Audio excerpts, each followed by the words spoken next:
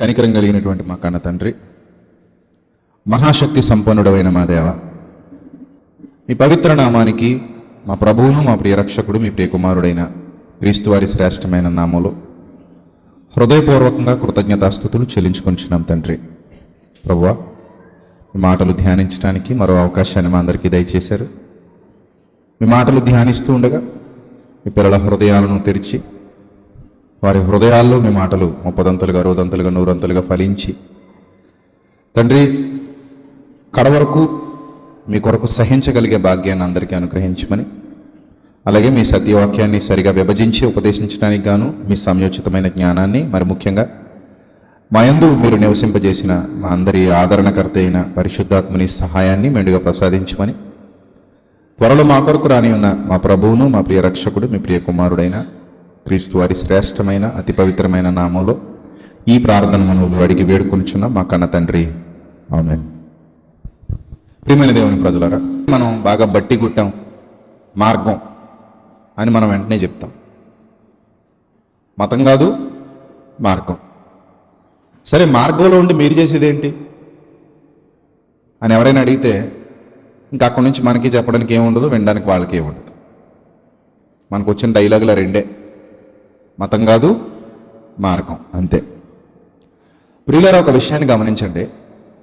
అసలు క్రైస్తవ్యం అంటే ఏంటి అనే ప్రశ్న ప్రారంభ శతాబ్దంలో చాలామంది చాలా సందర్భాలలో చాలా విధాలుగా అపోస్తలుల్ని అడిగారు, అడుగుతూనే ఉన్నారు. అలాంటి సమయంలో ధీటుగా సమాధానం ఇవ్వటానికి దేవుడు ఏర్పరచుకున్నటువంటి ప్రముఖుడు అపోస్తలుడైన పౌలు. హేతువాదులు వచ్చిన, నాస్తికులు వచ్చిన, ఆస్తికులు వచ్చిన, ధర్మశాస్త్ర ప్రవిష్టులు వచ్చిన, ఎలాంటి వారి ముందరైనా సరే నిలబడి మాట్లాడగలిగే సమర్థత కలిగిన వాడు అపోస్తలుడైన పౌలు. దేవుడు అతనికి ఆ ధైర్యాన్ని, ఆ శక్తిని అనుగ్రహించటం వలన అనేకమైన విషయాలలో పౌలు గారు చాలా స్పష్టంగా తన వైఖరిని ప్రదర్శించాడు. అసలు ఏంటి క్రైస్తవ్యం అంటే? ఈరోజు చాలామందికి క్రైస్తవ్యం అంటే ఒక మతం. ఇక్కడేదో కూటం జరుగుతుంది, క్రైస్తవ భక్తులు వచ్చారు. ఇక్కడేదో సెమినార్ జరుగుతుంది, క్రైస్తవ భక్తులు హాజరయ్యారు. అలాగే మావి కూడా జరుగుతూ ఉంటాయి. మావి కూడా ఉత్సవాలు జరుగుతున్నాయి ప్రస్తుతానికి, నవరాత్రి ఉత్సవాలు. అందులో చాలామంది భక్తులు హాజరవుతారు అని వాళ్ళు అనుకుంటారు. ఇక ఇక ఇతర మతాలు ఉన్నారు, వాళ్ళు కూడా మేము కూడా మా దేవుణ్ణి ఆరాధిస్తున్నాం, మాకు కూడా భక్తులు ఉన్నారు, మావి కూడా జరుగుతున్నాయి. అలాగే ఇది కూడా ఒక మతం. ఈ మతంలో ఇలా ఈ భక్తులందరూ వస్తుంటారు, వాళ్ళ దగ్గర బైబిల్ ఉంటుంది, ఆ బైబిల్లో వాక్యాలు ఏవో చెబుతూ ఉంటారు, వాళ్ళు పాటలు పాడుకుని ప్రార్థన చేసుకుని ఆ వాక్యాలు విని వెళ్ళిపోతూ ఉంటారు. వాళ్ళు కూడా వాళ్ళ దేవుడి దగ్గరికి ఎందుకు వెళ్తారంటే బాగుండాలని వెళ్తారు, బతుకు బాగుండాలని, అంతే. ఏ దేవుడు నమ్ముకుంటే ఏముందిలే, సుఖంగా గడపడం కావాలి, వాళ్ళు కూడా అందుకే వెళ్తున్నారు దేవుడి దగ్గరికి అని కొంతమంది బయట అనుకుంటున్నారు. అనుకోవడం ఏముందిలేండి, అలా ఉన్నవాళ్ళు కూడా లేకపోలేదు కదా. క్రైస్తవ్యంలోకి వచ్చిన వాళ్ళలో కూడా అలాంటి వాళ్ళు చాలామంది ఉన్నారు. ఎందుకు వచ్చావయ్యా క్రైస్తవంలోకి అంటే బతుకు బాగుండాలని. బ్రతుకు బాగుండడం అంటే ఏంటి? 60 లేదా 70 ఏళ్ళ ఈ శరీరంతో ఉన్నటువంటి జీవితం సుఖశాంతులతో వర్ధిల్లాలని. ధన కనక వస్తు వాహన పుత్ర పౌత్రాభివృద్ధిన సంఘి అంటాడు కదా మైకులో. 10 రూపాయలు ఇస్తేనే అలా పలుకుతాడు. మా ఏరియాలో ఎక్కువ వింటూ ఉంటాం. 10 రూపాయలు ఇస్తే చాలు, ఇంత పొడుగు చదువుతాడు. సో అలాంటివి కావాలని క్రైస్తవ్యంలోకి వచ్చిన వాళ్ళు చాలామంది ఉన్నారు అని వాళ్ళ భావన. కానీ ప్రశ్నగానే మిగిలిపోయింది. క్రైస్తవ్యం అంటే ఏంటి అసలు అని అంటే, అపోస్తలుడైన పౌలు తిమోతికి లేఖ రాస్తూ ఎంత చక్కగా వివరణ ఇచ్చాడో చూస్తే ప్రియులరా, ఒక ఆశ్చర్యకరమైన విషయాన్ని చెబుతున్నాడండి. తిమోతికి రాసిన 2వ పత్రిక, అపోస్తలుడైన పౌలు గారు తిమోతికి రాసినటువంటి 2వ పత్రిక 2వ అధ్యాయము ప్రారంభం నుండి చూద్దాం. తిమోతికి రాసిన 2వ పత్రిక 2వ అధ్యాయము ప్రారంభం నుండి జాగ్రత్తగా చూడాలి. ఆ ఎసెన్స్ అంతా ఇందులో రంగరించి మాట్లాడుతున్నాడు. ఆ ఎసెన్స్ అంతా అంటే క్రైస్తవ్యం అంటే ఏంటి, నువ్వు ఎలా ఉండాలి, నువ్వు ఎందులోకి వచ్చావు, అసలు ఏంటి క్రైస్తవ్యం అంటే అనే విషయానికి స్పష్టమైన వివరణ ఇస్తున్నాడు. చూద్దాం ప్రియులరా. నా కుమారుడా, క్రీస్తు యేసునందున్న కృపచేత బలవంతుడవు కమ్ము అన్నాడు. క్రీస్తు యేసునందున్న కృపచేత బలవంతుడవు కమ్ము, నీవు అనేక సాక్షుల ఎదుట నా వలన విన్న సంగతులను ఇతరులకు బోధించుటకు సామర్థ్యము గల నమ్మకమైన మనుష్యులకు అప్పగింపుము. 3వ వచనం నుంచి మాట్లాడుతున్నాడు. క్రీస్తు యేసు యొక్క మంచి సైనికుని వలె, మంచి సైనికుని వలె. అక్కడ పదప్రయోగం మీరు చూడండి, మంచి సైనికుడు అంటే క్రైస్తవ్యంలో ఉన్నవాళ్ళు ఎవరు? సైనికులు. సైనికులు ఎక్కడుంటారు? సైనికులు ఎక్కడుంటారు? యుద్ధరంగంలో ఉంటారు. సైనికులు ఎక్కడ అవసరం? యుద్ధానికి అవసరం. అంటే క్రైస్తవ్యం అంటే యుద్ధమా? యుద్ధరంగమా? ఇప్పుడు ఈ మాట ఎవరైనా మతోన్మాదులు విన్నారనుకోండి, అదుగదుగదుగదుగో చూచారా, ఆయన ఏమో భూమి మీదకి నేను సమాధానం పంపడానికి రాలేదు, ఖడ్గమునే పంపవచ్చిందని అన్నాడు. వీళ్ళు ఇదిగో ఈ సభలో మాట్లాడుకుంటే ఏమంటున్నారంటే క్రైస్తవ్యం అంటే యుద్ధరంగం అట, సైనికుల టీళ్ళు. క్రైస్తవ్యం అంటేనే యుద్ధం అట, యుద్ధంలో సైనికులట వీళ్ళు, యుద్ధంలో పోరాటం చేయడానికి వచ్చిన వాళ్ళట వీళ్ళు అని వాళ్ళు వక్ర భాష్యాలు పలికితే పలకొచ్చు. కానీ ఆత్మీయ స్థితిలో అభివృద్ధి పొందుతున్న వారికి దేవుని మాటలు అద్భుతంగా అర్థమవుతాయి. ఆత్మీయత లేని పనికి మాలిన వారికి దేవుని మాటలు ఎప్పటికీ అర్థం కావు. మీరు జాగ్రత్తగా గమనించండి. క్రైస్తవ్యాన్ని గురించి స్పష్టమైన తన వైఖరి తెలియజేస్తున్నటువంటి పౌలు, క్రీస్తు యేసు యొక్క మంచి సైనికుని వలె నాతో కూడా శ్రమను అనుభవించుము. సైనికుడెవడు యుద్ధమునకు పోవునప్పుడు అంటాడు. సైనికుడెవడు యుద్ధమునకు పోవునప్పుడు తన్ను దండులో చేర్చుకున్న వారిని సంతోషపెట్టవలనని ఈ జీవన వ్యాపారములలో చిక్కుకొనడు. ఈ జీవన వ్యాపారములలో సైనికుడు చిక్కుకొనడు. అతడే నిజమైన సైనికుడు. జీవన వ్యాపారాల్లో చిక్కుపోయేవాడు సైనికుడు కాదు. మరియు జట్టి అయిన వాడు పోరాడినప్పుడు నియమ ప్రకారం పోరాడకుంటే వానికి కిరీటము దొరకదు. క్రైస్తవ్యం అంటే పోరాటం అని, క్రీస్తు యేసు యొక్క మంచి సైనికుని వలె నువ్వు పోరాడాలని, నాతో కూడా శ్రమను అనుభవించాలని, సైనికుడు ఎవడైనా యుద్ధానికి పోయేటప్పుడు తనను దండులో చేర్చుకునే వారిని సంతోషపెట్టాలని, ఈ జీవన వ్యాపారాల్లో చిక్కుకొనడని కొన్ని ప్రాథమిక సూత్రాలు పౌలు గారు తెలియజేస్తున్నారు. ఇవన్నీ వింటున్నప్పుడు ఇవి కేవలం తిమోతి గారికి మాత్రమే వర్తించే మాటలని మనకు అనిపిస్తుందా, లేకపోతే మనం కూడా ఇందులో ఇంక్లూడ్ అవుతామని మనకు అనిపిస్తుందా? మీరు చెప్పండి, మీరు చెప్పండి. ఎవరికి ఇవి? కేవలం తిమోతి గారికేనా? కాదు కదా. కేవలం తిమోతి గారికి మాత్రమే కాదు. క్రీస్తుని ఎవరైతే అంగీకరించి క్రీస్తుని ఎవరైతే వెంబడిస్తున్నారో వాళ్ళందరూ కూడా యుద్ధరంగంలో ఉన్నారు. వాళ్ళందరూ కూడా యుద్ధం చేస్తున్నారు. యుద్ధరంగంలో యుద్ధానికి వచ్చారు. ప్రియులారా, ఇక్కడ చెప్పినటువంటి ఈ సందర్భానికి మనకు ఒక ఎగ్జాంపుల్ కావాలి. ఈ సందర్భం మనకి క్లియర్గా అర్థం కావాలి అంటే ఖచ్చితంగా మనకు ఒక ఎగ్జాంపుల్ కావాలి. మనం ఒక చరిత్ర చూడాలి. ఆ చరిత్ర మనం జాగ్రత్తగా ఆలోచిస్తే ఫస్ట్ మీకు ఒక విషయం చెప్తాను. పరాయి దేశానికి మన దేశానికి యుద్ధం జరిగింది అనుకోండి, కార్గిల్ వార్ లాంటి వారు ఏదైనా జరిగింది అనుకోండి, ఖచ్చితంగా మన సైనికులందరూ ఏమవుతారు? అలర్ట్ అవుతారు, యుద్ధంలో ఉంటారు, ప్రాణాలకు తెగించి పోరాడుతూ ఉంటారు. హైకమాండ్ నుంచి అందులో ఒక సైనికుడికి ఒక ఆర్డర్ పాస్ అయ్యి, నువ్వు యుద్ధంలో నుంచి వచ్చేయచ్చు, యుద్ధంలో నుంచి నువ్వు వచ్చేయచ్చు, లీవ్ తీసుకోవచ్చు, నీకు నచ్చిన ప్లేస్లోనికి వెళ్ళి హ్యాపీగా కొన్నాళ్ళు హాలిడే ట్రిప్ ప్లాన్ చేసుకోవచ్చు అని అన్నారు అనుకోండి. దాన్ని ఆ సైనికుడు ఎలా తీసుకుంటాడు? అమ్మయ్య, ప్రాణం పోయే టైంలో వచ్చిన మంచి అవకాశం, ఇక్కడే ఉంటే ఖచ్చితంగా నా ప్రాణం ఏమవుతుంది? పోతుంది. కానీ ఇప్పుడు నాకు ఎంత మంచి ఆపర్చునిటీ వచ్చిందంటే, నువ్వు వచ్చేయచ్చు, హాలిడే ట్రిప్కి వెళ్ళొచ్చు, ఒక నెలంతా బయటే ఉండొచ్చు, యుద్ధంలో నుంచి నువ్వు ఉండాల్సిన అవసరం లేదు, యుద్ధంలో నుంచి నువ్వు బయటకు వచ్చేసిన హైకమాండ్ నుంచి ఆర్డర్ పాస్ అయింది అనుకోండి. ఏది? ఫిజికల్గా ఫిట్గా ఉన్నప్పుడు, కాలు పోయో చెయ్యి పోయో అనారోగ్యం పాలైపోయో ఉన్నప్పుడు కాదు, ఫిజికల్గా అన్ని ఫిట్గా ఉన్నప్పుడే నువ్వు వచ్చేయచ్చు అని ఒక ఆర్డర్ పాస్ అయితే దాన్ని మీరైతే ఎలా తీసుకుంటారు? అమ్మయ్య అనుకుంటారా? అనుకుంటారా?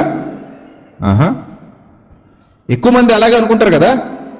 ఇంత ప్రమాదకరమైన పరిస్థితిలో, యుద్ధం మోపుగా జరుగుతున్న సమయంలో, ఎప్పుడు ప్రాణం పోద్దో, ఎప్పుడు బుల్లెట్ గుండెల్లోకి దూరిపోద్దో తెలియని టైంలో భార్య, బిడ్డలు, కుటుంబం, వాళ్ళకి నేను శాశ్వతంగా దూరమైపోయే గడియలు ఆసన్నమైపోతున్నాయి అనుకునే సమయంలో మంచి ఆఫర్ దేవుడు నాకు ఇచ్చాడు, నిజంగా భగవత్ సంకల్పమే ఇది, లేకపోతే నాకు ఇలాంటి ఆఫర్ వస్తుంది ఈ టైంలో, హైకమాండ్ నుంచి నాకు ఒక ఆర్డర్ పాస్ అయింది, పర్లేదు నాన్న నువ్వు ఉండకపోయినా పెద్ద ఇబ్బంది ఏమీ లేదు, నువ్వు వెళ్ళిపోవచ్చు, నువ్వు రెస్ట్ తీసుకో, ఒక 1 month లీవ్ తీసుకో అని నాకు ఒక ఆఫర్ వచ్చింది హైకమాండ్ నుంచి అనగానే ప్రతి వారు చాలా ఆనందపడిపోతారు. ఇది దేవుని దయ అనుకుంటారు, ఇది దేవుని కరుణ అనుకుంటారు, ఇది దేవుని కృప అనుకుంటారు. కానీ ఇక్కడ సైనికునికి ఉన్న కొన్ని ప్రాథమిక సూత్రాలు చెప్తున్నాడు. అలా అనుకోకూడదు. సైనికుడికి కొన్ని ప్రాథమిక సూత్రాలు ఉంటాయి. ఆ ప్రాథమిక సూత్రాలు ఏంటంటే, ఎవడైనా సరే సైనికుడిగా ఉండాలనుకున్నప్పుడు ఆ సైనికుడు శ్రమ అనుభవించడానికి మనస వాచ కర్మేణ సిద్ధంగా ఉండాలి. క్రీస్తు యేసు యొక్క మంచి సైనికుని వలె నాతో కూడా శ్రమను అనుభవించుము అంటే, ప్రతి సైనికుడు శ్రమను అనుభవించడానికి సిద్ధంగా ఉండాలి తప్ప శ్రమను తప్పించుకోవాలన్న మనస్తత్వం కలిగి ఉండకూడదు. అమ్మయ్య హైకమాండ్ నుంచి ఆర్డర్ పాస్ అయింది కదా, నేను వెళ్ళిపోవచ్చు, 1 month లీవ్ ఇచ్చేసారు నాకు, ఈ టైంలో లీవ్ దొరకడం అంటే సామాన్యమైన సంగత అనే భావన ఉన్నవాడు సైనికుడుగా ఉండటానికి అర్హుడు కాడు. అసలు ఆ మెంటాలిటీ ఉండకూడదు. ఖచ్చితంగా ఒక సైనికుడు శ్రమ అనుభవించడానికి సిద్ధంగా ఉండాలి. ఇది ప్రాథమిక సూత్రం. రెండో సూత్రం ఏంటంటే, సైనికుడు ఎవడైనా యుద్ధానికి వెళ్ళినప్పుడు తనను దండులో చేర్చుకునే వారిని సంతోషపట్టాలన్న ఆలోచనతో ఈ జీవన వ్యాపారాలలో చిక్కుకొనకూడదు. ఇదొక ప్రాథమిక సూత్రం. చిక్కుకొనడు అంటే అర్థం ఏంటి? చిక్కుకొనకూడదు. ఎందుకంటే దండులో చేర్చుకునే వారిని సంతోషపెట్టాలి. నువ్వు ఒక దండులో ఉన్నావు, ఒక దండులో జాయిన్ అయ్యావు, ఆ దండులో ఉన్నావు కాబట్టి ఆ దండులో నిన్ను చేర్చుకునే వారిని సంతోషపెట్టాలి. కాబట్టి ఈ జీవన వ్యాపారాల్లో చిక్కుకుపోతే యుద్ధంలో విజయం సాధించడం నీ వల్ల కాదు, యుద్ధంలో గెలవటం నీ వల్ల కాదు. ఇదొక ప్రాథమిక సూత్రం. ఈ జీవన వ్యాపారాలలో చిక్కుకొనకూడదు. సైనికుడికి ఉండవలసినటువంటి ప్రాథమిక సూత్రాలు. కానీ ఈరోజు చాలామంది సైనికులు యుద్ధంలో శ్రమ అనుభవించడానికి సిద్ధంగా లేరు, దొంగలైపోయారు. వాళ్ళకి ఏం కావాలో తెలుసా?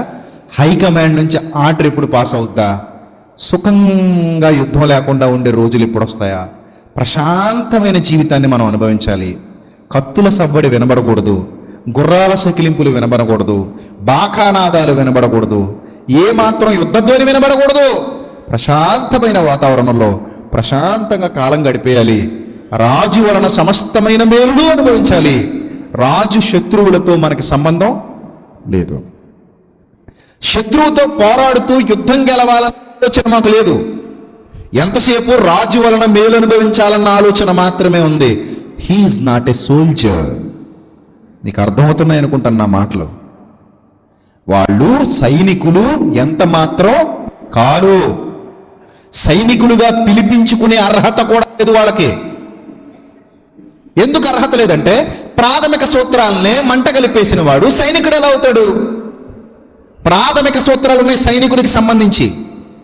దానికి ఒక బెస్ట్ వండర్ఫుల్ ఎగ్జాంపుల్ చూపిస్తాను మీకు. ఈ వచనాలన్నీ మీ కళ్ళ ముందు అలా సాక్షాత్కరిస్తాయి. ఈ వచనాలన్నీ ఆ చరిత్ర చదువుతుంటే మీ కళ్ళ ముందు అలా సాక్షాత్కరించేటువంటి ఒక అద్భుతమైన ఎగ్జాంపుల్ నేను మీకు చూపిస్తాను బైబిల్లో నుండే. సైనికుడికి ఉండాల్సినటువంటి ప్రాథమిక సూత్రాలు మిస్ చేసుకునే రోజు చాలామంది శ్రమ లేదు, ఏమీ లేదు, అసలు యుద్ధ రంగంలో ఉన్నామన్న ఆలోచనే లేదు. యుద్ధ రంగంలో ఎలాంటి నీతి నియమాలు, కనీసం నీతి నియమాలు, ప్రాథమిక సూత్రాలు అంటున్నాను వాటిని, కనీసం ఆ నీతి నియమాలు ఫాలో అవుదామన్న ఆలోచన కూడా లేదు. మనల్ని దండులో చేర్చుకునే వారిని సంతోషపెట్టాలి, సంతోషపెట్టడానికే యుద్ధ రంగంలో అడుగుపెట్టాం.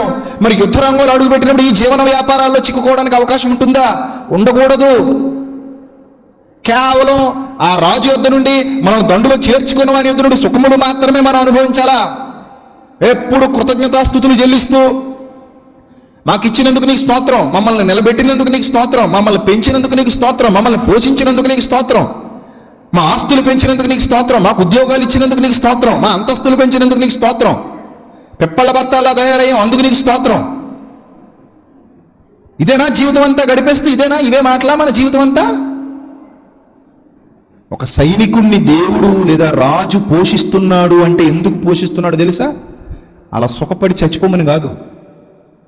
ఆ రాజు కొరకు దండులో పని చేయాలి, ఆ రాజు ఆజ్ఞానుసారంగా యుద్ధరంగంలో నిలబడాలి, ఏమాత్రం వెనుదిరుగక, భయపడక, ప్రాణాన్ని లెక్క చేయక, కత్తుల సవ్వడి వినబడుతున్నా ముందుకు కదలాలి తప్ప వెనక్కి తిరిగిపోయే లక్షణాలు సైనికుల్లో ఉండకూడదు.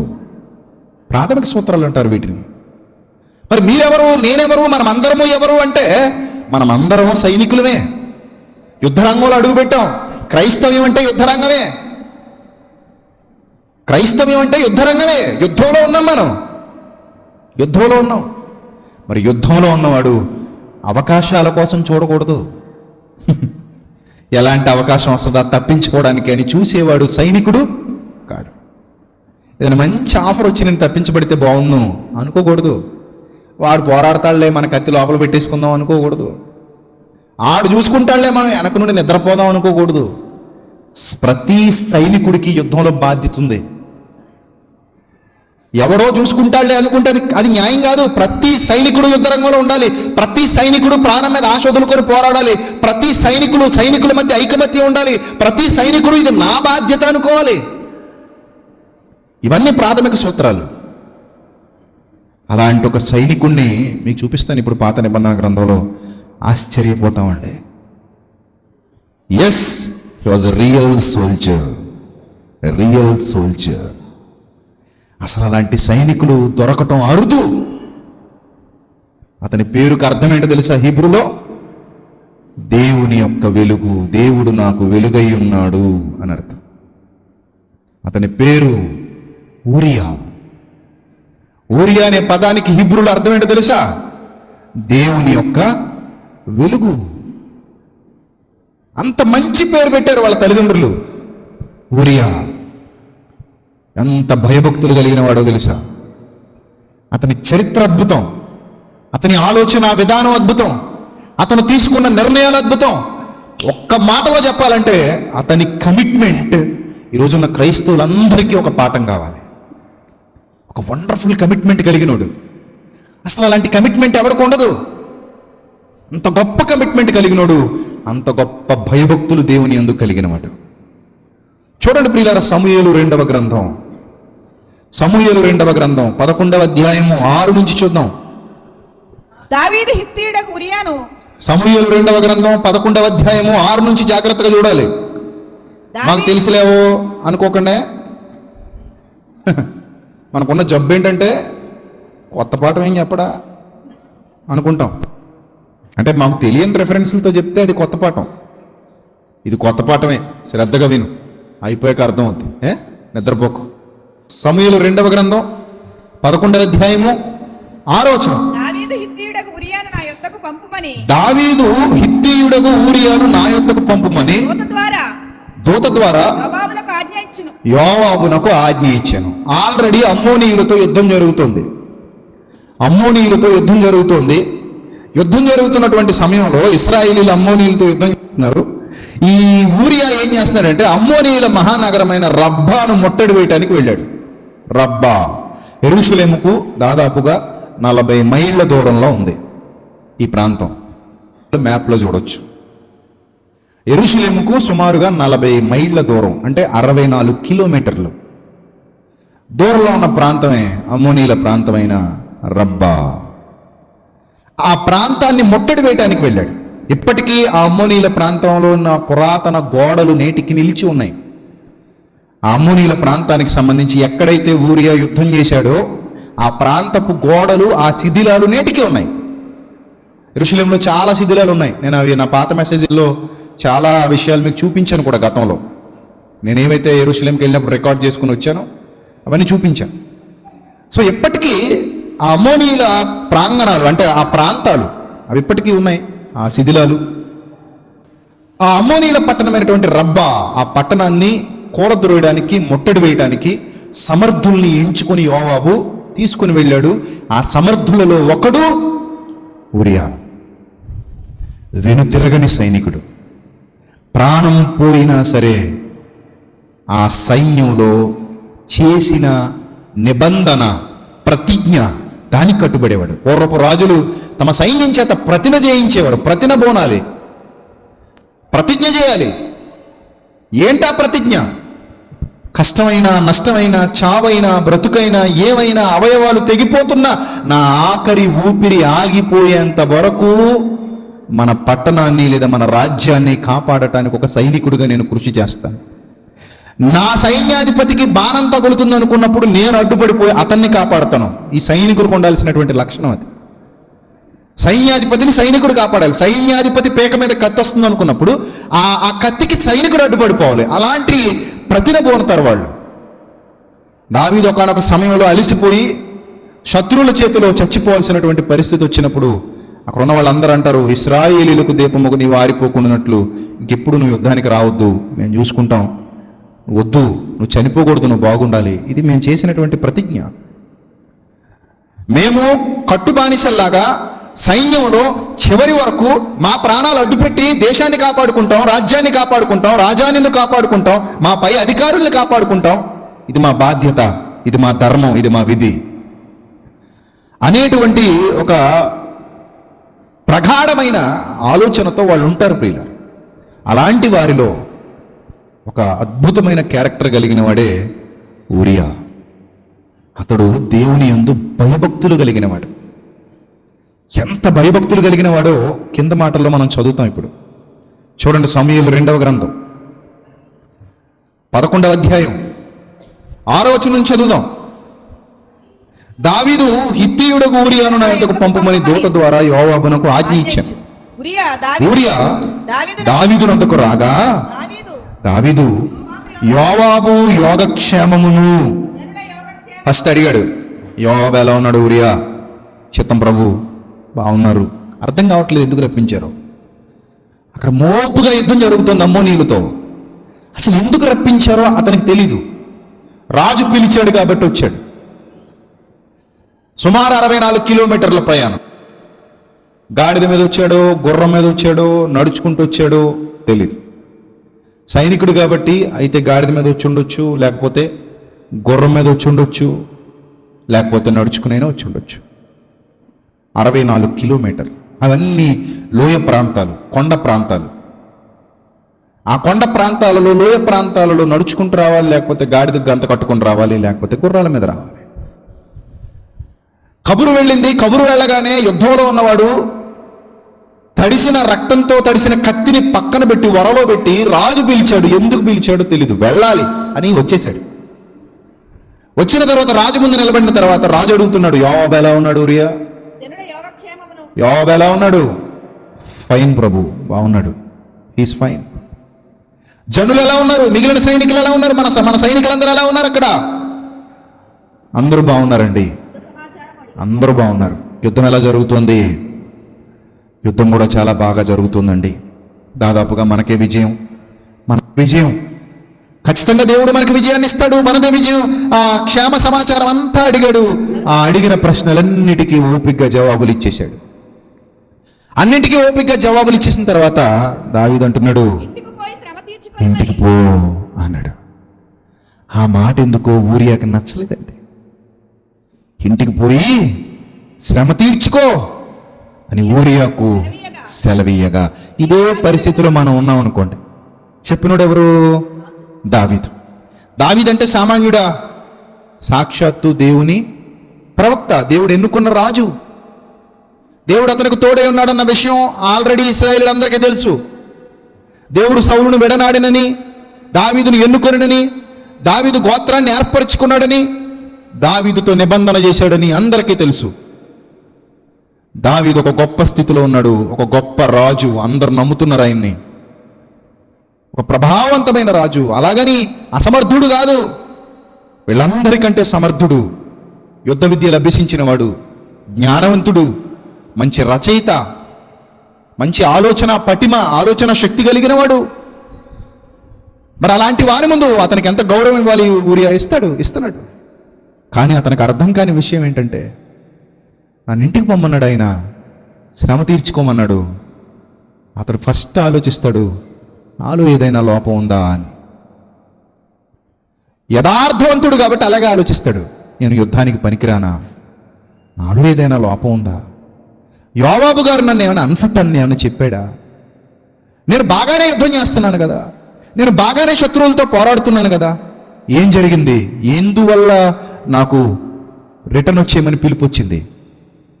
నన్ను వెనక్కి ఎందుకు రప్పించినట్టు? ఇవి ఖచ్చితంగా అతని మెదడులో ఉండేటువంటి ఆలోచనలు. అదే ఒక పనికి మాలిన చెడ్డదాసుడు అనుకోండి, ఏం చేస్తాడు తెలుసా? అమ్మయ్య, ఇలాంటి సిచ్యువేషన్లో మనకి లీవ్ దొరకడం అంటే మామూలు విషయం కాదు.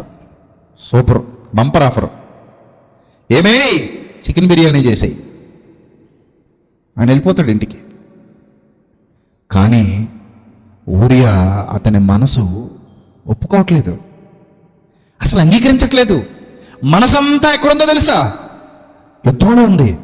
ఎందుకుందో తెలుసా? చూడండి, ఊరియా రాజనగరిలో నుండి బయలు వెళ్ళను, అతని వెనుక రాజు ఫలాహారం అతని వద్దకు పంపించిన. అర్థం కావట్లేదు నాకు, ఏంటి సన్మానం, ఎందుకు ఈ ఫలాహారాలు? ఫలాహారం అంటే మంచి మంచి ఫ్రూట్స్, రకరకాల ఫ్రూట్స్ అన్ని వచ్చేస్తున్నాయి. ఎవరికి? ఊరియా గారికి. ఎప్పుడు లేదు అలా.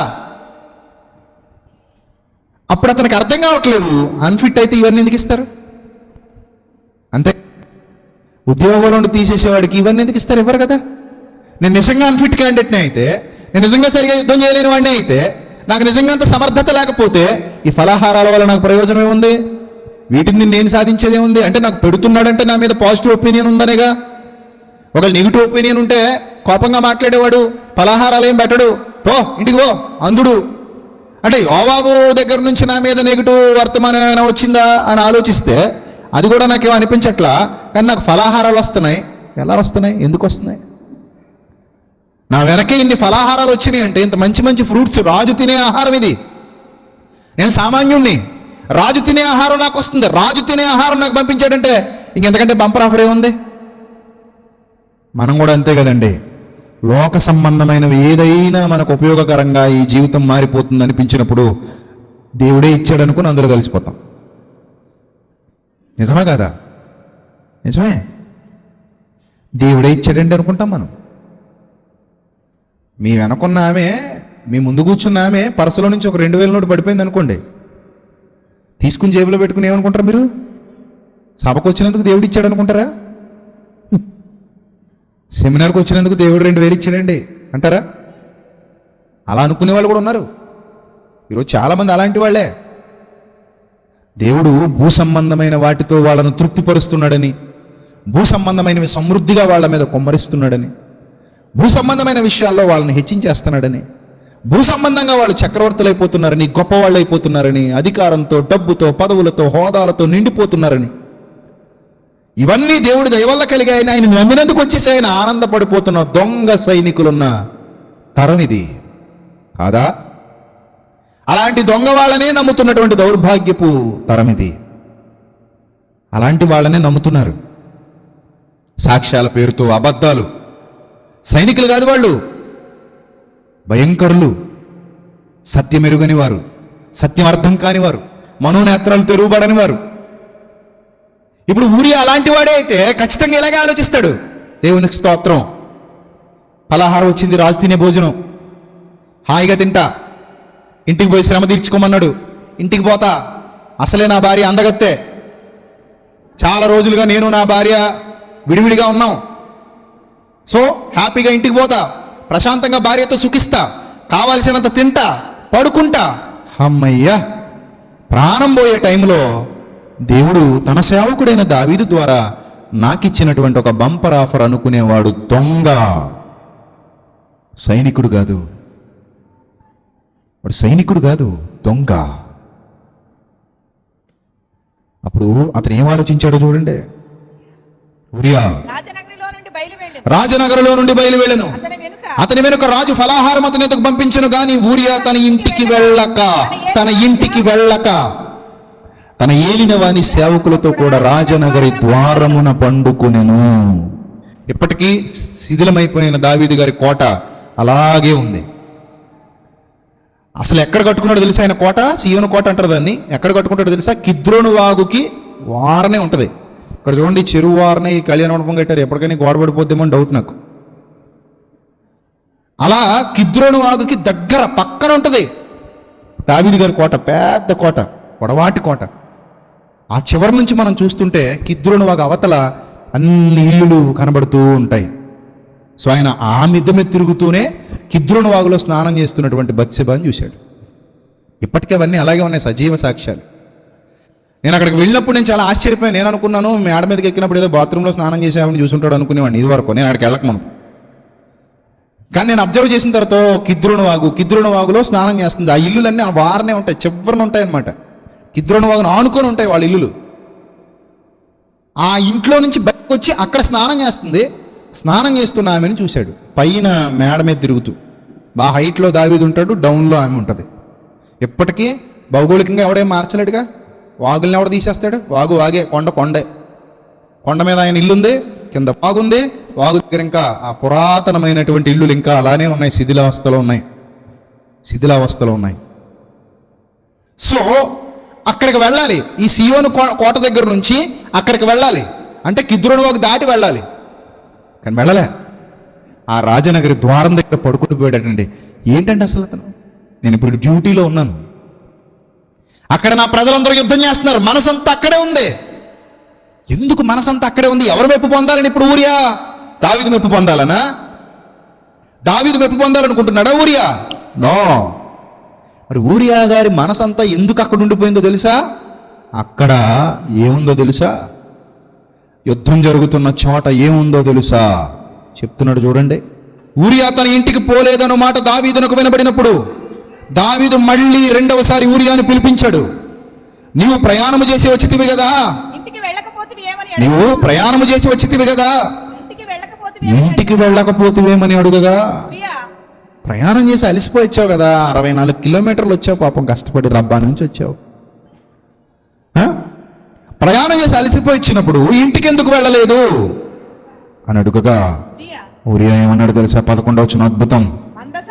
ఒక సైనికుడు, అందుకే చెప్తున్నాను, నిజమైన సైనికుడు, వండర్ఫుల్ కమిట్మెంట్ ఎవరిలో ఉండదు. అలా అసలు ఇలాంటి సైనికుడిని కోల్పోవటం నిజంగా దావీదు గారి దురదృష్టం. ఇలాంటి సైనికుడిని దొరకటమే అది అరుదు. ఇలాంటి వాళ్ళు ఉండరు ఎక్కడ, కానీ చాలా కష్టం. అందరికి ఏటుగాళ్ళు ఉంటారు ఎక్కువ. ఎటుగాలేస్తే ఎటు బాగుంటే అటు దూకేసే టైప్ ఎక్కువ మంది ఉంటారు. కానీ నిజంగా కట్టుబాటు కలిగి, మాటకు విలువిచ్చి, నమ్మిన సిద్ధాంతానికి, చేసిన ప్రతిజ్ఞకు లోబడిపోయి, చావైనా బ్రతుకైనా సరే ఇక నా జీవితం ఇలాగే ముగిసిపోవాలనుకునే నిబద్ధత కలిగినటువంటి వ్యక్తులు చాలా తక్కువ మంది ఉంటారండి, అరుదుగా ఉంటారు. అలాంటి అరుదైన ఒక జాతి ముత్యం ఊరియా. ఏమంటున్నాడు తెలుసా అక్కడ? 11వ వచనం. ఊరియా మందసమును, నెంబర్ 1 ఏంటట? మందసమును, ఇశ్రాయేలు వారును యూదా వారును గుడారములలో నివసించుచుండగను. మందసం ఎక్కడుందట? గుడారంలో ఉంది. ఇశ్రాయేలు వారు యూదా వారు ఎక్కడున్నారు? గుడారాలలో ఉన్నారు. అక్కడ యుద్ధం జరుగుతోంది. నా అధిపతియగు యోవాబు, నా ఏలిన వాడవగు నీ సేవకులు బయట దండులో నుండగను. భోజనం చేయటానికి, పానం చేయటానికి, నా భార్య వద్ద పడుకోవటానికి నేను ఇంటికి పోదునా? నీ తోడు, నీ ప్రాణము తోడు నేను అలాగూ చేయవాడను కానని దావీదుతో అనెను. వండర్ఫుల్ కమిట్మెంట్ కదండి.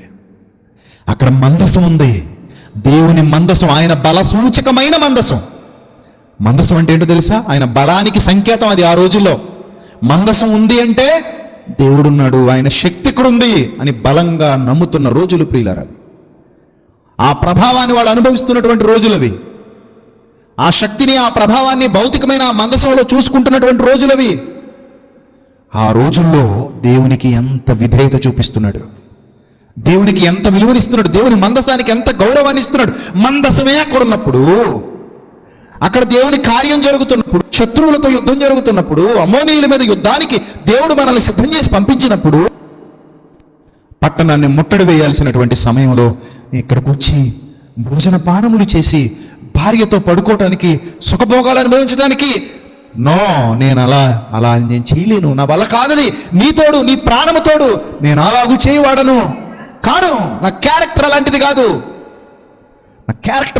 ఉంటారండి ఇలాంటి వాళ్ళు, ఎక్కడో దొరుకుతారండి ఇలాంటి వాళ్ళు. నిజంగా అలాంటి వాళ్ళు దొరికితే అదృష్టం. అంటే అలాంటి వాళ్ళు సహవాసం అదృష్టం. అలాంటి క్యారెక్టర్ కలిగిన వాళ్ళు, నిజంగా వజ్రాలంటే వాళ్లే, ముత్యాలంటే వాళ్లే, కోహినూర్ డైమండ్స్ అన్నా కూడా వాళ్లే. అందుకే దేవుడు అలాంటి వాళ్ళని ఆకాశమందున్న నక్షత్రాలతో పోల్చాడు. నమ్మకత్వం లేని రోజులు కదండి ఇవి. ఎవరిని నమ్మాలి? ఎవరిని నమ్మగలం? ఎవరిని నమ్మినా నిండా ముంచేసే రోజులు. అలాంటి రోజుల్లో ఇలాంటి అరుదైన వ్యక్తి కనబడటం ఆశ్చర్యం కదా. రాజు తలుచుకుంటే దెబ్బలకు కొదువా అని రాజే అవకాశం ఇచ్చిన తర్వాత ఎవరికి భయపడాలి? ఎందుకు భయపడాలి? దేని గురించి ఆలోచించాలి. కానీ రాజు అవకాశం ఇచ్చిన తర్వాత కూడా దేవునికి భయపడుతున్నాడు. మందసం అక్కడ ఉండగా, ఇశ్రాయేలు వారు, యోధా వారు గుడారాల్లో ఉండగా, నీ దండు నా అధిపతి అయిన యోవాబు, నా అధిపతి అయిన యోవాబు, అతన్ని కాపాడుకుంటానని ప్రతిజ్ఞ చేశాను. అతని మీద కత్తొస్తే నా తల అడ్డు పెడతానని ప్రతిజ్ఞ చేశాను. సైన్యాధిపతి నా అధిపతి, అతను బాగుండాలి, అతనికి ఏం జరగకూడదు, నేను చచ్చిపోయినా పర్లేదు, అతను బాగుండాలి. సైనికులకున్న కమిట్మెంట్ అండి ఇది. ప్రాణాలు మంచినీళ్ళప్రాయంగా, తృణప్రాయంగా వదిలేస్తారు వాళ్ళు, భయపడరు. ప్రాణం వదిలేయడానికి భయపడరు, ప్రాణం విడిచిపెట్టడానికి భయపడరు. అలాంటి స్థితిలో ఎంత ఆలోచన కలిగి ఉన్నాడు. ఆ రాత్రి అంతా నాకు తెలిసి నిద్రపోయినాడు ఊరియా. ఆలోచించుకుంటూ ఉంటాడు, అయ్యో అక్కడ నా అధిపతి ఎలా ఉన్నాడో, నా ప్రజలు ఎలా ఉన్నారో, నా దేవుని మందసం ఎలా ఉందో, నా మందసాన్ని మేము ఓడిపోతే చెరపట్టుకుని తీసుకెళ్ళిపోతారు వాళ్ళు. మేము ఓడిపోకూడదు, గెలవాలి. నా కత్తికి పని చెప్పాల్సినటువంటి సమయంలో నా కత్తి వరలో పెట్టుకుని ఇక్కడ కూర్చున్నాను. నా సమయం ఇక్కడ కాదు గడపాల్సింది, అక్కడ గడపాలి. ఇలాంటి సిచ్యువేషన్లో నన్ను నా రాజు ఎందుకు రప్పించాడు ఇక్కడికి అని బాధతో, ఆవేదనతో ఆ గట్టు దగ్గరే ఆ ఎదురుగా కూర్చుండిపోయాడు తప్ప ఏమాత్రం సుఖం మీదకి మనసు వెళ్ళలేదండి. సుఖపడాలన్న ఆలోచన రాలేదండి. సుఖాలు సంతోషాలు అనుభవించాలి, నా భార్య దగ్గరికి పోవాలన్న ఆలోచన రాలేదండి. భోజన పానాలు, రాజు భోజనం తిని, ఆ పలహారాలు తిని హాయిగా ఎంజాయ్ చేద్దామన్న ఆలోచన రాలేదండి. లీవ్ తీసుకుందాం అనుకోలేదు. ఒక నిజమైన ప్రతిజ్ఞ చేసిన నిజమైన సైనికుడి యొక్క ఆలోచన విధానం. అప్పుడు దావీదు ఏమంటాడు తెలుసా? దానికి దావీదు, నేడును నీవు ఇక్కడ ఉండుము, రేపు నీకు సెలవిత్తును ఊరియాతో అనగా. అప్పటికే అర్థం అవ్వలేదు. ఈరోజు కూడా ఉండాలా ప్రభువా? ఈరోజు కూడా ఇక్కడే ఉండాలా? అక్కడ మోపుగా యుద్ధం జరుగుతోంది కదా, నేను వెళ్ళాలి కదా, నాకు వెళ్ళిపోవాలని ఉంది, ఇక్కడ ఉండాలని లేదు. ఎంత కమిట్మెంట్ అండి అది. అంటే ప్రాణం మీద ఆశ లేదు. అతని గురి, అతని ఆలోచన దేవుని కార్యం మీద ఉంది తప్ప ప్రాణం మీద, బ్రతుకు మీద, సొంత ఉద్దేశాల మీద, సొంత సుఖాల మీద, సొంత కార్యాల మీద లేదండి. నిజమైన సైనికుడు, నిజమైన సైనికుడు. నేడు కూడా ఉండు, రేపు చెప్తాను నీకు అన్నప్పుడు ఊరియా నాడును మరునాడును యెరూషలేములో నిలిచెను.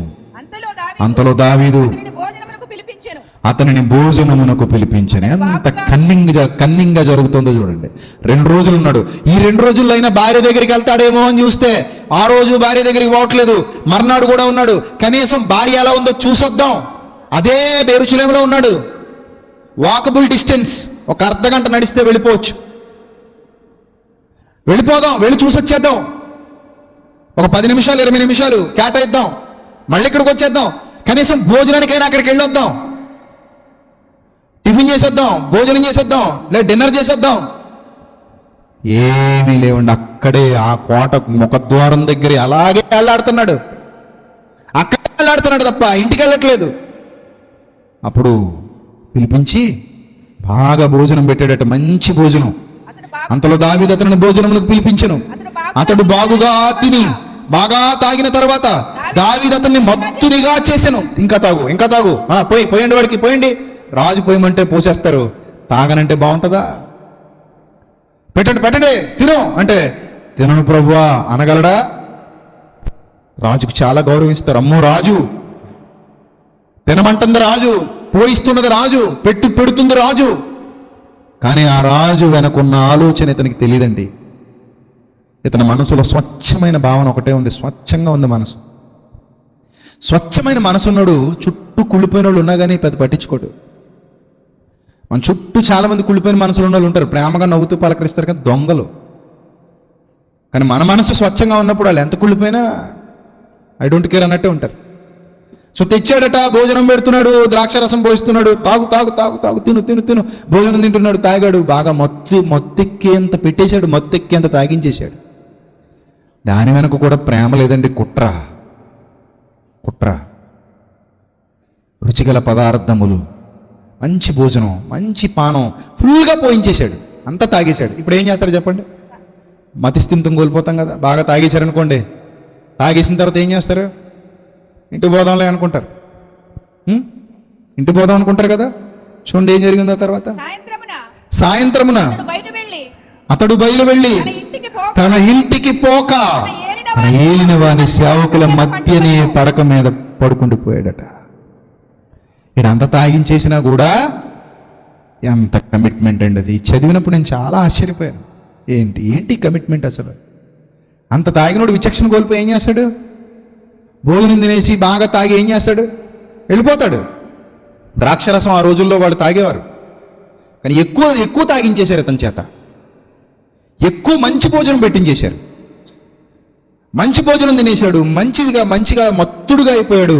మంచి మత్తుడు అయిపోయిన తర్వాత ఇంటికి వెళ్ళి పడుకోవయ్యా, ఇంకా బాగా తినేసి ఉన్నావు కదా, పీకల దాకా తినేసావు. పీకల దాకా తింటేనే మనకేమొచ్చేస్తుంది? మత్తు వచ్చేస్తుంది. దానికి ద్రాక్షరసం యాడ్ అయింది. ద్రాక్షరసం ఎక్కువ తాగితే అది కూడా మత్తు వస్తుంది. సో ఇప్పుడు హ్యాపీగా తినేసావు, తాగేసావు, వెళ్ళు పడుకో, ఇంటికి పో అన్నప్పుడు అప్పుడు కూడా అతని మదిలో ఉన్న ఆ జ్వాల అది రగులుతూనే ఉందండి. ఆ జ్వాల అలా రగులుతూనే ఉంది. ఎందుకంటే నేను సైనికుణ్ణి. సైనికుడు అంటే అర్థం ప్రాణాన్ని అడ్డు వేసేవాడు అని, ప్రాణాన్ని కాపాడుకునేవాడని కాదు. సైనికుడు అంటే అర్థం ఏంటి? ప్రాణాన్ని అడ్డు వేసి కాపాడేవాడు అని అర్థం తప్ప ప్రాణాలని కాపాడుకునేవాడు అని కాదు. కాబట్టి ఆ రాత్రంతా సేవకుల మధ్యలోనే పడుకున్నాడట. నేను డ్యూటీలో ఉన్నాను ఇప్పుడు. డ్యూటీకి ఎంత విలువిస్తున్నాడు చూడండి. నేను డ్యూటీలో ఉన్నాను ఇప్పుడు, దండులో ఉన్నాను నేను. కాబట్టి నేను ఈ జీవన వ్యాపారాల్లో చిక్కుకోకూడదు. ఇంటికి వెళ్ళి పడుకుని సుఖాలు అనుభవించకూడదు. ఎక్కడ పడుకోవాలి? అక్కడే ఉన్నాడు. ఇక దావీదికి చిల్లెత్తుకొచ్చేసింది. పొద్దున్నకి కోపం వచ్చేసి ఇక వీడు ఎన్ని ఉపాయాలు ఆలోచించినా పని అవ్వట్లేదు.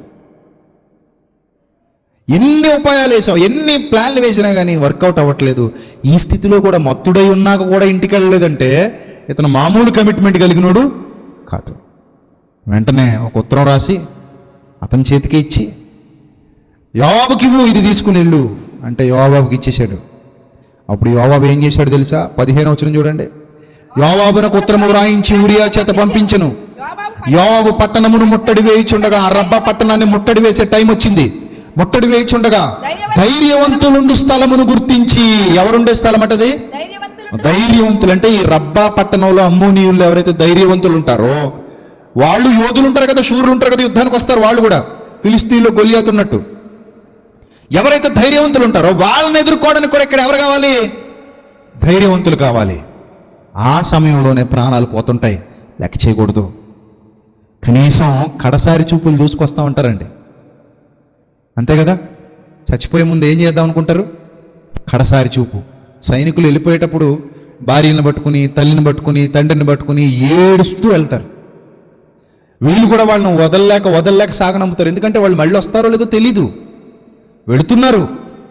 యుద్ధంలో గెలిస్తే ప్రాణాలు మరలా ఇంటికి తిరిగి వస్తారు, లేకపోతే ఇంక రారు. వాళ్ళ శవమే వస్తుంది ఎప్పుడు వచ్చినా. అలాంటి సిచ్యువేషన్లో ఎలాగూ ఊరికొచ్చాను కదా, ఒక్కసారి బత్సెబా ఎలా ఉందో చూసిపోదాం అన్న భావన కూడా రాలేదండి అతనికి. ఆ భావన కూడా రాలేదు.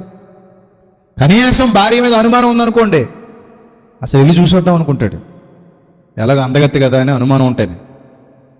ఎప్పుడైనా ఇలా తేడాగా కనిపిస్తే ఆ భావాలు కూడా లేవండి అతనికి. మంచోడు, ఆ భావాలు ఏమీ లేవు. అలాంటి ఆలోచనలు ఉన్నాడు కాదు, అక్కడే ఉన్నాడు. ఒక ఉత్తరం రాసి ఇచ్చేసాడు, పట్టుకుని వెళ్ళిపో అన్నాడు, చేతిలో పెట్టేశాడు. ధైర్యవంతులు ఉండే ప్లేస్లో చూశాడు యోవాబు. చూడండి, ఇతను కూడా కన్నింగ్. ఎక్కడైతే ధైర్యవంతులు ఉన్నారో చూశాడు. ఆ అమ్మోనీయుల పట్టణాన్ని పట్టుకోనక వాళ్ళు ధైర్యవంతులు చూశాడు, వాళ్లతో పోరాడడానికి ఇతను పెట్టేశాడు. చూడండి, ధైర్యవంతులుండు స్థలమును గుర్తించి ఆ స్థలమునకు ఊరియాను పంపెను. ఆ స్థలమునకు ఊరియాని పంపించాడు. నువ్వు అక్కడికి వెళ్ళు ఊరియా, నువ్వు అక్కడికి వెళ్ళు. చిత్తం ప్రభు, వెళతాను ప్రభు. అక్కడున్న వాళ్ళందరూ ధైర్యవంతులు. ఆ ధైర్యవంతుల మధ్యలోనికి ఒక్కడు వెళ్తున్నాడు, ఊరియా. ఎంతమందిని చంపాడో తెలీదు, ఎంతసేపు పోరాడాడో తెలీదు, ఆ ధైర్యవంతుల్లో ఎంతమందిని నేల కూల్చాడో తెలీదు. కానీ వీరోచితంగా పోరాడి అక్కడే చచ్చిపోయాడు. తన ప్రాణాలు కోల్పోయాడు. ప్రాణాలు కోల్పోయినందుకు ఊరియాకు బాధ లేదు. రాజ్యం కోసం చచ్చిపోతున్నానన్న సంతోషం, రాజు కోసం చచ్చిపోతున్నానన్న సంతోషం, చేసిన ప్రతిజ్ఞకు కట్టుబడి చచ్చిపోతున్నానన్న సంతోషం ఉంది ఊరియాలో. ఆ ధైర్యవంతులు ఉండే ప్లేస్కి ఒంటరిగా పోయాడు. ఆ పట్టణపు వారు బయలుదేరి యోవాబుతో యుద్ధమునకు రాగా దావీదు సేవకుల్లో కొందరు కూలిరి ధైర్యవంతులు ఉన్న ప్లేస్లోకి వెళ్ళినందుకు హిత్తీయుడు ఊరియాయు హతమాయను, చనిపోయాడు. చంపేశారు. చావుకైనా తెగించాడు కానీ సుఖాలకు ఏమాత్రం ఆశపడలేదు. ఇప్పుడు చదవండి ఆ వచనం, తిమోతికి రాసిన 2వ పత్రిక 2వ అధ్యాయం, తిమోతికి రాసిన 2వ పత్రిక 2వ అధ్యాయం 3వ వచనం. క్రీస్తు యేసు యొక్క మంచి సైనికుని వలె, మంచి సైనికుడు, మంచి సైనికుడు కాదా ఊరియా? మంచి సైనికుడు అంటే మంచి సైనికుని వలె నాతో కూడా శ్రమను అనుభవించుము. సైనికుడెవడు యుద్ధమునకు పోవునప్పుడు తన్ను దండులో చేర్చుకున్న వారిని సంతోషపెట్టవలనని ఈ జీవన వ్యాపారములలో చిక్కుకొనడు. ఎంత కఠినమైన పరిస్థితి వచ్చినా సరే ఈ జీవన వ్యాపారాల్లో చిక్కుకొనడు. మరియు చెట్టి అయిన వాడు పోరాడినప్పుడు నియమ ప్రకారము పోరాడకుంటే వానికి కిరీటము దొరకదు. ఒక మంచి సైనికుడిగా చచ్చిపోయాడండి. దేవుని యందు విధేయత కలిగిన వాడుగా, భయభక్తులు కలిగిన వాడిగా, దేవుని మాటకు లోబడేవాడిగా, చేసిన ప్రతిజ్ఞకు కట్టుబడి చావుకే వెళ్ళిపోయాడు తప్ప ఎక్కడ తన స్వప్రయోజనాన్ని విచారించుకోలేదు, తన స్వప్రయోజనాల కోసం ఆలోచించుకోలేదు, తన స్వార్థం కోసం నేను యుద్ధంలో అడుగు పెట్టానని అనుకోలేదు. కానీ ఈరోజు క్రైస్తవుడా, నువ్వు కూడా ఒక ఊరియా ప్లేస్లో ఉన్నావు అన్న విషయాన్ని గుర్తుపెట్టుకున్నావా? నువ్వు కూడా ఒక ఊరియా లాంటి దేవుని వెలుగువే అన్న విషయాన్ని గుర్తిస్తున్నావా? మీరు లోకమునకు వెలుగై ఉన్నారు. నీ పేరుకు కూడా అర్థం అదే. అక్కడ ఊరియా నీకే సాదృశ్యంగా కనబడుతున్నాడు. నీ పేరుకి నా పేరుకు కూడా అర్థం అదే. మీరు లోకమునకు వెలుగు.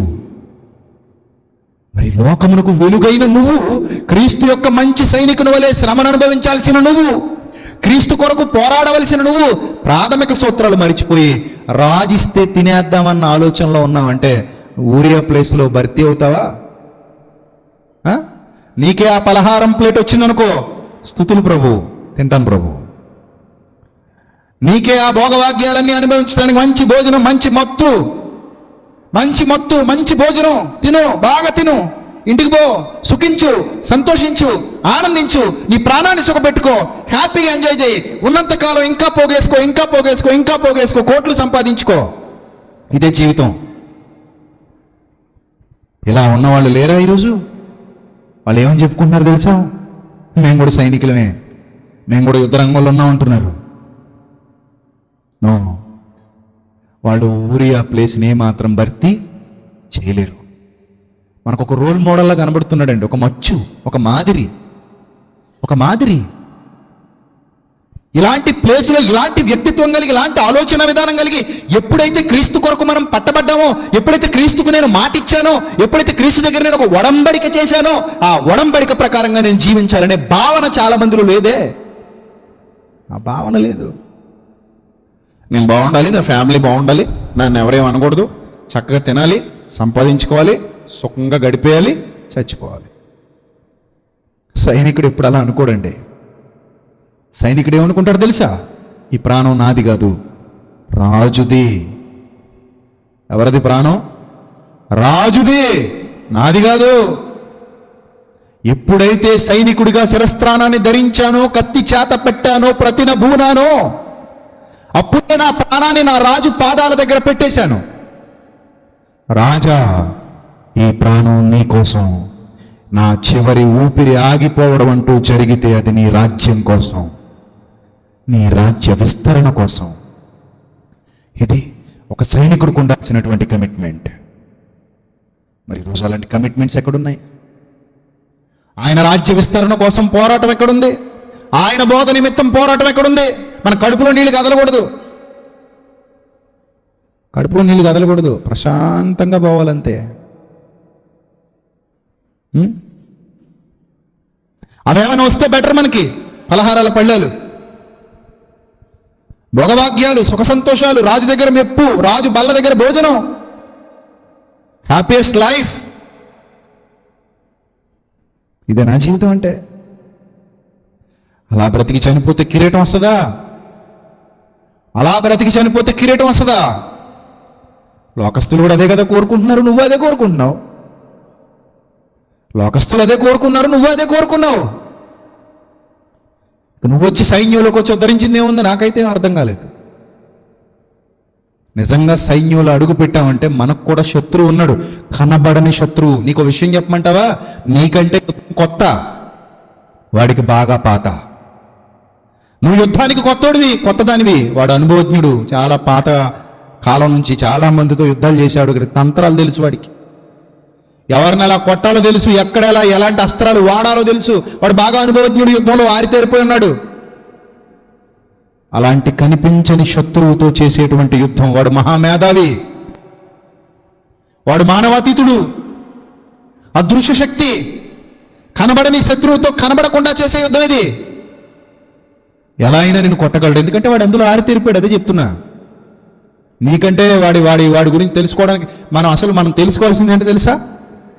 ఒక యుద్ధానికి వెళ్ళామంటే ముందు శత్రువు గురించి తెలియాలి మనకి. యుద్ధ రంగంలో అడుగు పెట్టామంటే శత్రువు యొక్క లెక్కను అంచనా కట్టగలి, అంచనా వేయగలగాలి. ముందు వాడి గురించి తెలుసుకోవాలి. ఏ విధంగా మన మీద అస్త్రాలు వస్తాయి, ఏ విధంగా మన మీద శరాలు వస్తాయి, ఏ విధంగా మన మీద ఖడ్గం వస్తుంది, ఏ విధంగా మన మీద అంబులు వస్తాయి, ఏ విధంగా మన ప్రాణం తీయడానికి వాడు ప్రయత్నిస్తాడు. ఇవన్నీ అంచనా వేయగలగాలి. ఎందుకంటే మన శత్రువు చాలా బలవంతుడు. వాడు చాలా విధాలుగా చాలా మందిని కొట్టేశాడు.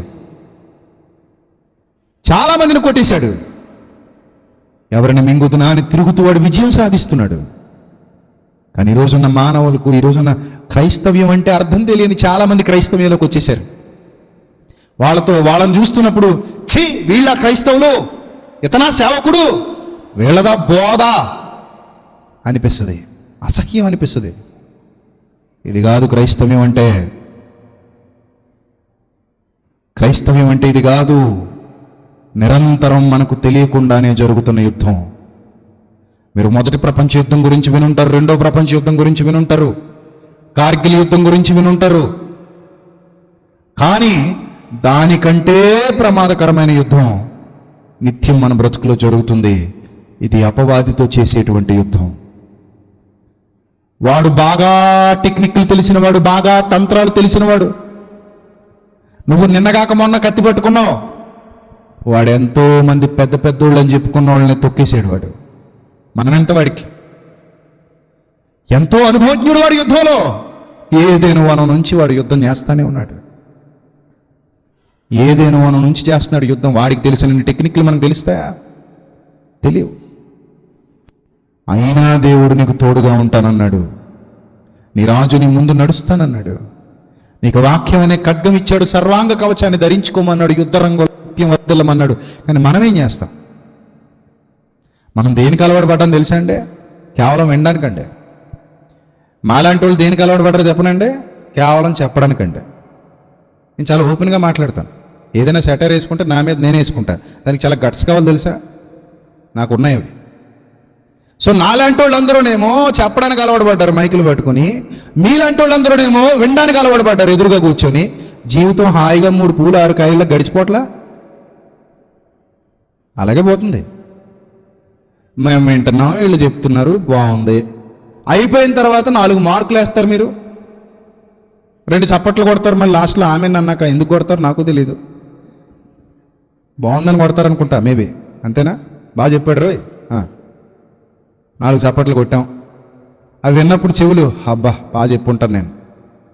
గట్టిగా అరిసి, కొంచెం బేస్ పెంచి, సౌండ్ పెంచి, మైక్ మంచి స్టైల్గా పట్టుకొని బాగా ప్రిపేర్ అయ్యి వచ్చి ఒక గంట ఎరగొట్టేసి ఉంటాను.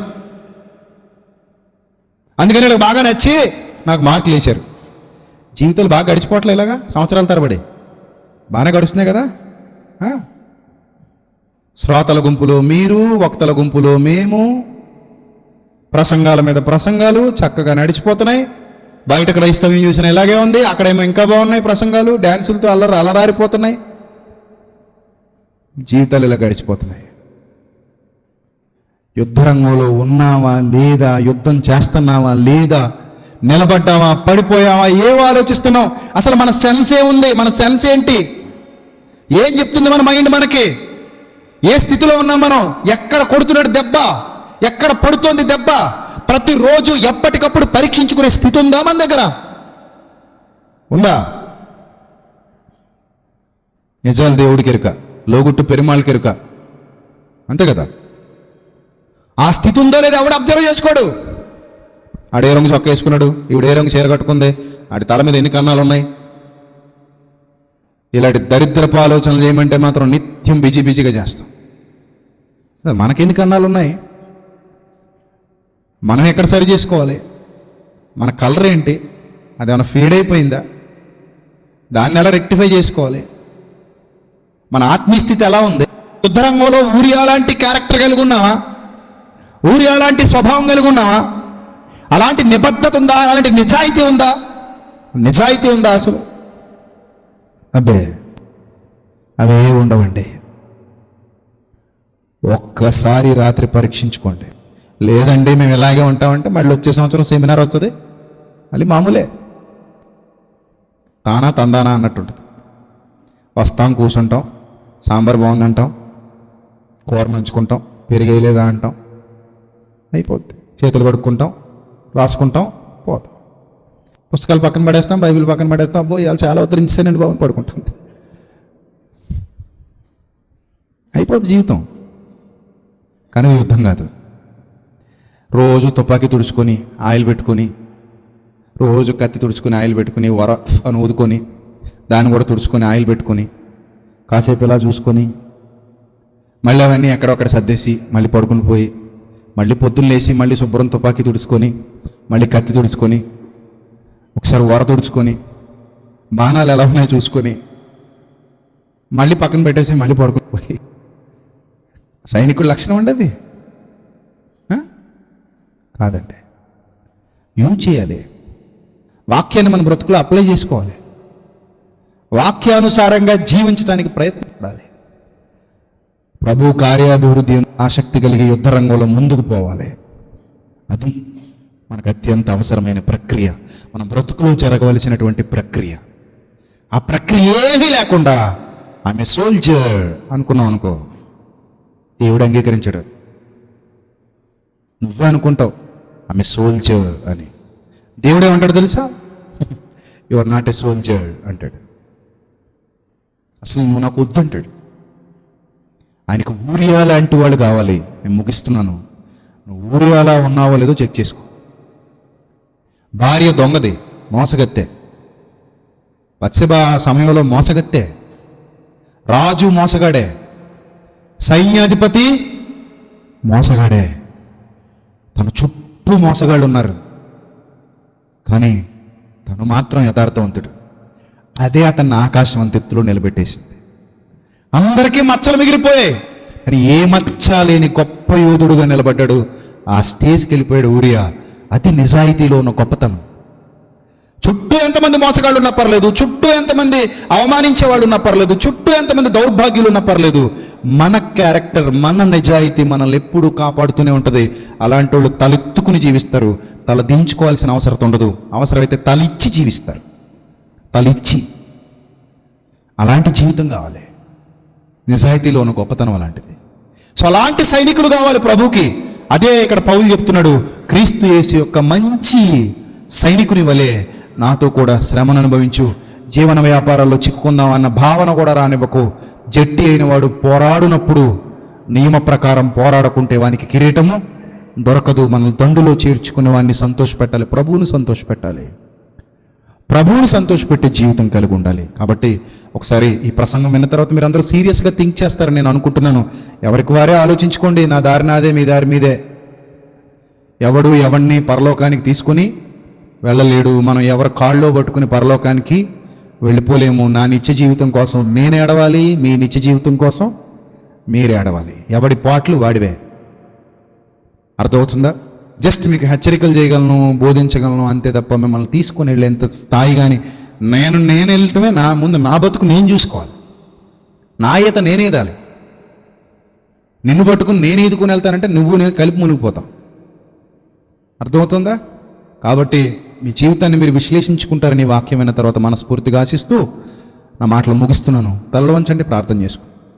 సర్వకృపానిధి, కనికరం కలిగినటువంటి మా కన్న తండ్రి, మీ కృపలో మమ్మల్ని బలపరిచి ప్రభువా ఇంత గొప్ప శక్తివంతమైన మాటల ద్వారా మమ్మల్ని పొడిచినందుకు స్తోత్రం తండ్రి. మీకు ఆయాసకరమైన మార్గం మా ఎందున్నదేమో తండ్రి, దానిని తొలగించుకోవటానికి మంచి అవకాశం ఇవ్వండి. మీ మాటలతో మమ్మల్ని శుద్ధి చేయండి, మమ్మల్ని బలపరచండి. మేము ఈ లోకంలో డబ్బు కోసం కానీ, సుఖాల కోసం కానీ, కీర్తి ప్రతిష్టల కోసం కానీ తండ్రి ఇంకేదో కావాలని కానీ ప్రభువా మీ యొక్క సైన్యంలో చేరలేదు ప్రభువా. మేము వచ్చింది మీకు కృతజ్ఞత కలిగి మీరు మాకు చేసిన త్యాగాన్ని, మీ కుమారుడైన క్రీస్తుని లోకానికి పంపించిన విధానాన్ని బట్టి తండ్రి, మీరు మాకు చేసినటువంటి ఈ త్యాగాన్ని బట్టి తండ్రి, మీ కుమారుని మా కొరకు అర్పించిన విధానాన్ని బట్టి, ఆయన మా కొరకు చేసిన బలియాగాన్ని బట్టి తండ్రి, ఈ స్థితిలో మేము నిలబడగలిగాం ప్రభువా. కన్న తండ్రి, మీ కృపలో మమ్మల్ని బలపరచండి, భద్రపరచండి. మీ కుమారుడైన క్రీస్తు యొక్క మంచి సైనికుని వల్లే మేము వర్ధిల్లున్నట్లు సహాయం చేయండి. జ్ఞానం ఇవ్వండి, వివేకం ఇవ్వండి తండ్రి. వెనుదిరగని మంచి సైనికులుగా మమ్మల్ని తీర్చిదిద్దండి. మీ అందు భయభక్తులు పుట్టించండి తండ్రి. క్రమమైన ప్రార్థనా జీవితాన్ని దయచేయండి. శక్తివంతమైన బ్రతుకును అనుగ్రహించండి తండ్రి. నిజాయితీ కలిగిన జీవితాన్ని ప్రసాదించండి. క్రీస్తునామంలో ఈ ప్రార్థన మనం అడుగు వేడుకొనిచున్నాం మా కన్న తండ్రి. ఆమేన్. అందరికీ వందనాలు. Thank you.